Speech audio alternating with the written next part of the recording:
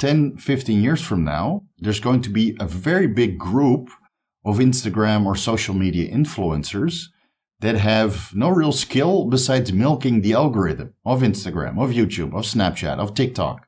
They're very good at branding, representing particular brands, taking the pictures for social media or making YouTube videos.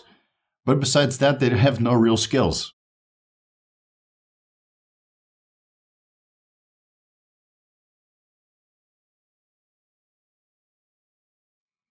Vigorous Steve here. Let's discuss having a contingency plan ready for when the moment comes that you're either forced or simply ready not to be so jacked anymore. And this video is going to be very important for people that are an active part of the fitness industry.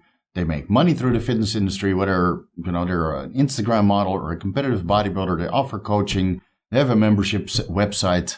Whatever, if you're making your money through the fitness industry, especially if that's related to how you look based on your appearance, right? If you're shredded all the time or large and in charge all the time, there comes a point in time where that's no longer sustainable, right?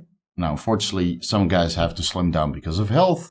Some guys have to slim down because they're simply losing interest in this tremendous amount of workload that's required to look a certain way. Or they have an injury, right? And they're no longer that cosmetically pleasing anymore. Or they get replaced. And that happens also, right? If you're a competitive bodybuilder or an Instagram model, for example, your popularity only lasts so long. There's a limited duration that you're going to be competitive or that you can really make an impact on Instagram, for example, or social media in general for that sense. Because at one point there will be a new Instagram model or a new competitive bodybuilder or whatever competition that you are a part of. At one point another guy or girl will come along that will slowly replace you. And for that, when that moment comes, you'll need a contingency plan or some sort of exit strategy to sustain your income. Because a lot of your income, at least when you're part of the fitness industry, is based on popularity. And as your popularity on social media platforms grows, so will the income. For the guys that are already a part of the fitness industry, they basically know that popularity equals income. And the more popular they are, the more followers or subscribers that they have, the more potential income they're able to make. Now, there's usually a bliss point where the amount of subscribers, followers, and interactions, right, kind of tops out. And then even though the followers and subscribers start to increase, the interactions and the potential customers that they can generate from these followers or subscribers starts to decrease. And that's because popularity starts to decline, right? There's somebody else that is now more popular, and there's only so many people in the fitness industry. And over time, as they get used to you, maybe after 1 year, 2 years, 5 years, some guys are able to sustain their popularity for 10 to 20 years. But there comes a point in time where people start to gravitate to the next guy. Unfortunately, right? Unless you're really very good at evolving and know what the market and your audience wants. If you're not able to evolve, or you get an injury, or you have to slim down, or you lose interest in fitness, then you need a contingency plan in place. And that's mostly what we're going to discuss in this video. So you can actively start preparing, put some money aside, right? Because the potential in the fitness industry, especially when you have a large amount of followers and subscribers, the potential income is going to be very, very high, right? There's basically no cap on how much money you can make in the fitness industry. It's purely regulated by how many followers, subscribers, or your social media presence you're able to build for yourself. Now, it really depends on what kind of affiliate program, service, membership website you offer, right? Because with coaching, there's a bit of a cap on time, same as with consultations, for example. But if you're part of affiliate programs, you have your sponsorship regarding a clothing brand or lifting gear or a supplement company or right gray area supplements. There's many different affiliate programs and sponsorship opportunities in the fitness industry, which are directly correlated to your popularity. The more popular you are, the more potential revenue you can make. But when your popularity declines, I really hope you have some money saved up so you can transition into another revenue stream, right? Because affiliate programs are always based on popularity. And as that popularity declines, you'll need to shift your attention, your business somewhere else. Now, what I see with a lot of guys that are slowly transitioning out of the fitness industry, right? Because they're not able to sustain their physique. Some guys go on YouTube, right? Surprisingly, I was able to grow my business during this entire duration that I slimmed down, right? Because I'm open and honest and transparent of what was going on. And hopefully some of you guys learned something from that. And right, the resolvement process that came along, resolving a non-alcoholic fatty liver disease and all the other stuff that I talk about here openly. So that's basically my transitioning or contingency plan regarding being super jacked on Instagram and some of the YouTube training videos. Now, at one point that will return, maybe not as jacked as before, but I will try to do a proper transformation and guide you guys along that journey. I'm gonna reattain a part of my previous physique. The YouTube channel is a good way to keep your brand going, especially if your brand was based on looking a certain way. Now, on YouTube, you can show some personality. People will start to gravitate to that. And then you can always offer another service, right? So instead of looking absolutely phenomenal the entire year through, maybe now you can deal a little bit with personality, share what you've learned along the way while you were looking absolutely phenomenal. Be open about that, right? Maybe some guys are not very willing to be super open and honest about what they're doing while they're looking absolutely jacked. But a contingency plan is to become a little bit more open and honest afterwards, right? Maybe you change into a sponsorship agreement that's a little bit more lenient and a little bit more open regarding your performance-enhancing drug use. I mean, even I am able to get sponsorship agreements while being completely open and transparent about my performance-enhancing drug use. So I don't really think that's an issue of the 2020s. Right? It might have been an issue in the early 2000s where, creatine supplementation and all those super special formulas are starting to come out. But nowadays, it's really a non-issue. You can be honest and have a supplement sponsor or a clothing sponsor or a lifting gear sponsor, or whatever sponsor that you are able to acquire for yourself. So you might be able to transition into YouTube, become a little bit more open and transparent to what you've been doing to acquire that physique and potential negative health ramifications that came along with it. You might be able to open up a gym, right? That's very common in the fitness industry. You're still part of it. You still like to train. You build up a good reputation. You're still very popular. And even though a large portion of the revenue stream came from online business, transitioning that into a gym, right, with the best equipment, you attach your name to it. Hopefully you're able to get a decent amount of memberships going, and perhaps you had a sponsorship agreement that you can now have a sponsorship store, right, regarding the clothes or the supplements or whatever you were a part of. You all put that in your store at your gym, and you're able to make some revenue out of that as well, even when popularity declines and you can no longer sustain your physique. You can always open up a gym. Plus, you get to train at the gym, you get to handpick all of the equipment. I know many, many, many guys who are in their 40s, 50s, who at one point said, you know what, I'm tired of training at these public gyms. Even the hardcore gyms are not exactly what I want. I've saved a decent amount of money. I made a lot of connections along the way while I'm actively competing, while I was an Instagram model or just popular on social media in general. And now I'm going to put all those connections together and open up a gym for myself exactly how I want it. And the people who follow me or subscribers or gravitate towards me as an individual being the brand, they're going to sign up, right? If they're in the immediate vicinity. And otherwise, the guys that travel through, they're going to sign up for a day pass or a week pass or however long they're going to be in the city that I opened my gym in. So that's a very solid contingency plan. And otherwise, if you don't want to remain within the fitness industry, I would highly advise everybody to follow your passion, right? Besides being very active in fitness and loving to train, loving to eat a certain way, and being, large and in charge or shredded all the time, hopefully you have another passion for something else. Maybe that's playing video games, right? Maybe that's stock. Maybe that's real estate. There's many opportunities where you can transition into, but I would advise everybody to transition into something that you also love to do, right? If you're part of the fitness industry, you're clearly making money doing something that you love, as am I. For the last 10 years, I've been able to sustain my income working in the fitness industry by coaching, by doing consultations, ebooks, etc., affiliate programs, sponsorships. distributing health supplements all over Asia. And even at one point, I was distributing bikinis. I had contest prep bikinis. While my wife was actively competing, we were distributing bikinis all over Asia as well, because she was the perfect billboard for the bikinis that we designed. So, right, some of those revenue streams at one point will dry up, or it's simply too much time. But you're still, or at least I am, still very passionate about all the things that I was able to do in the fitness industry. And if you're making money through the fitness industry, you're doing what you love. I'm assuming you're doing what you love, right? And you're probably not working a 9 to 5 anymore, again, because there's no cap on income. That's mostly has to do with your popularity. So if you're actively promoting yourself, you have a marketable physique, the money generally starts coming to you anyway. Now, when you want to transition out, again, you need to follow your dreams, your passion, something that you enjoy doing, because it will be very, very hard to go back to a 9 to 5.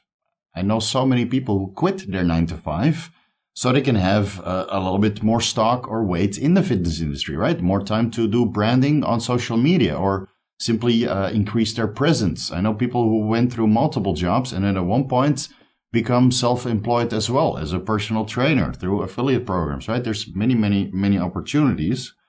But again, it has a limited lifespan. Nobody stays in the fitness industry banking on their popularity forever, right? You need to transition into something else.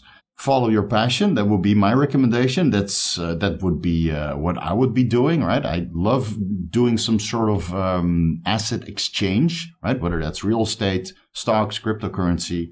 I enjoy doing that. So that would be my complete exit strategy, right? At one point, I might lose interest in the fitness industry, or I can't sustain my physique, or I'm falling out of favor, popularity starts to decrease, right? I already know where I'm going to focus my attention to. Hopefully that doesn't happen overnight, but maybe in the next 10, 20 years, right? When people feel that they've learned everything they could possibly learn from me and go to the next educator. No hard feelings. I already know that at one point, the popularity will start to decline. And then I'll have to look somewhere else, right? Or I could always open up a gym if I wanted to. I have some of the equipment already at my house, but I probably need to buy a lot more equipment than what I have presently. A couple of weeks ago, I had a very in-depth and lengthy conversation with Joe Statics, who I'm sure most of you are familiar with.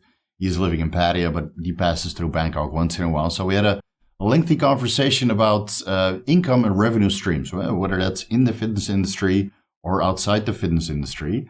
And he mentioned something very interesting. He said 10, 15 years from now, there's going to be a very big group of Instagram or social media influencers that have no real skill besides milking the algorithm of Instagram, of YouTube, of Snapchat, of TikTok.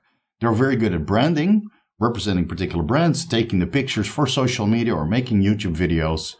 But besides that, they have no real skills, which I don't think is the case, right? If you're learning to be self-employed, of course, you can always transition those business mindset into something else.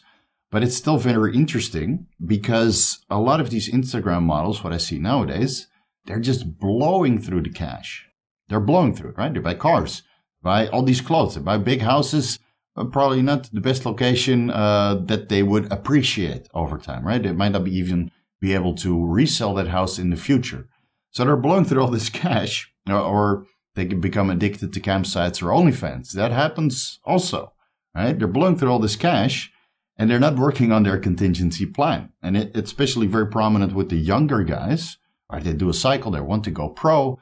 They look very, very good. They got that young guy appeal that's very, very marketable, right? They have a very nice tapered waist that didn't blow out yet because, right, that starts to happen when you're 30, 35, 40, the waist slowly starts to get wider. So, right, market that tapered waist while you can, young guys, because at one point it will catch up with you. Right? Look at your parents. They probably don't have a tapered waist anymore either.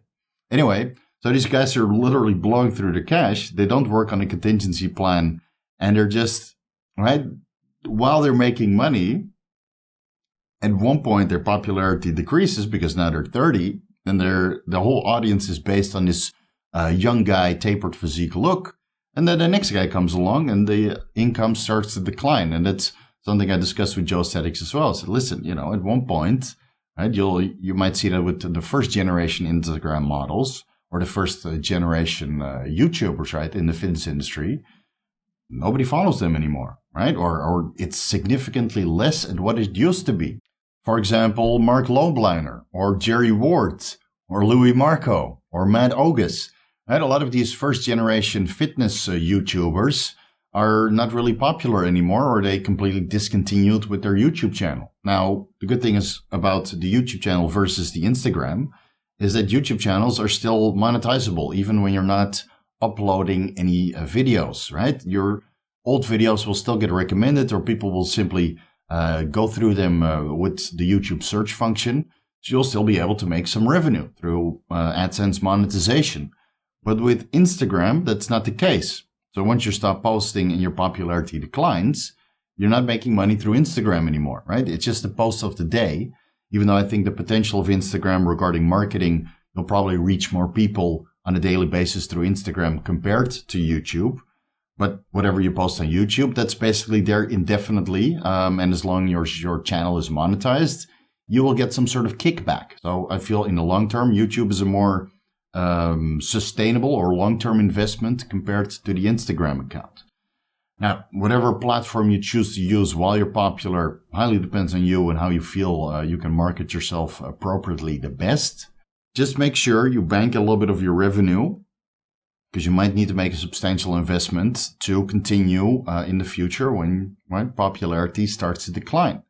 And then you can already start actively working on the contingency plan, right? You can already look into the real estate. You can already look into a potential gym or start your own supplement company, right? All those things you can already do and put some money aside for when the time comes that your popularity goes down. And I mean, how many pro bodybuilders started a supplement company after they're done competing, right? They put some money aside and then the money was available when they finished competing, right? They retired from competing. They still remain their IFBB Pro card. And now they take their popularity into this new supplement company, right? The money's already there. They don't have to wait or frantically start sourcing, investors to start a supplement company. The guys that are very smart financially, they put some money aside. And when time frees up, right, or they can't sustain their physique anymore, they do the supplement company or the gym, right? Or Jay Cutler was growing wheat or is still growing wheat over there in Las Vegas, right? There's many opportunities. You just have to look into something that you're passionate about, right? So you can transition this passion from being a fitness star, so to say, into another business venture. And I would also advise everybody just to have some money set aside, because the money that you get from the fitness industry through marketing you as a brand, that's not going to last forever, right? It might last a decade, 20 years, but it will come with ups and downs. And right during COVID, a lot of people through their affiliate programs were not able to get paid. It's also something I heard from the guys that are making their money through a clothing sponsorship or a supplement sponsorship. They simply got cut, right? Because the products couldn't be sold all over the world because there was no shipping options. So these things you have to keep in mind, that you also have to bridge particular periods where you're in between supplement agreements. Or, you have this global issue that limits your revenue stream. So really, guys, don't spend all your money that you're making now. Put some aside, whether that's for health or for a contingency plan, because that will set you up for the future. And the last thing you want is to be washed up and dead broke after popularity wears off.